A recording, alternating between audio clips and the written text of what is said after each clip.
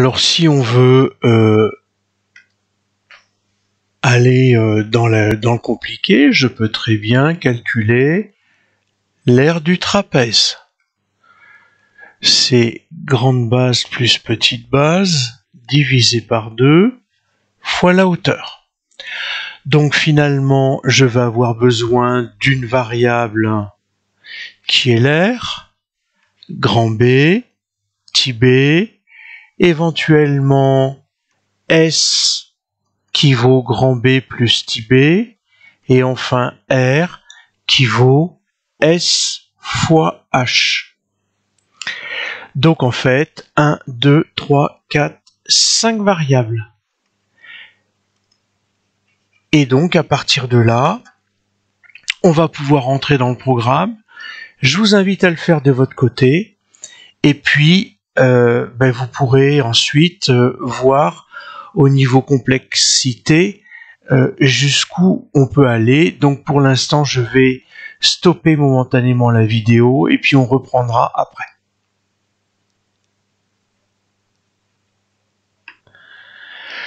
Donc, comme je vous ai dit, à partir de là, j'ai créé un certain nombre de variables qui sont A pour l'aire, grande base, petite base, la hauteur, R pour le rapport et S pour la somme. Donc, en fait, j'ai conservé le même cadre. Nous allons calculer la valeur de l'aire d'un trapèze, vérifier que les trois valeurs sont de la même unité. Quelle est la valeur de la grande base, de la petite base, de la hauteur? Donc, on va collecter ces trois valeurs. Et puis ensuite, si la grande base est inférieure à la petite base, alors pas la peine de calculer. Sinon, pas de souci. Et j'ai testé, tout fonctionne bien. Donc, on va calculer les trois valeurs à la même unité.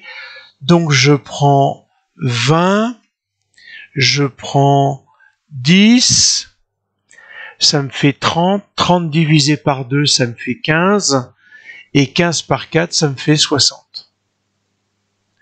Voilà, donc ça fonctionne. Si je recommence maintenant et que je prends 20 pour la grande base et 50 pour la petite base, la hauteur 3, Watson, vérifiez vos valeurs, puisque j'ai pris une valeur de grande base inférieure à la valeur de la petite base. Donc voilà toutes les possibilités que l'on peut faire et le principe d'introduction des variables. Donc ça, c'est la dernière partie du cours à votre niveau.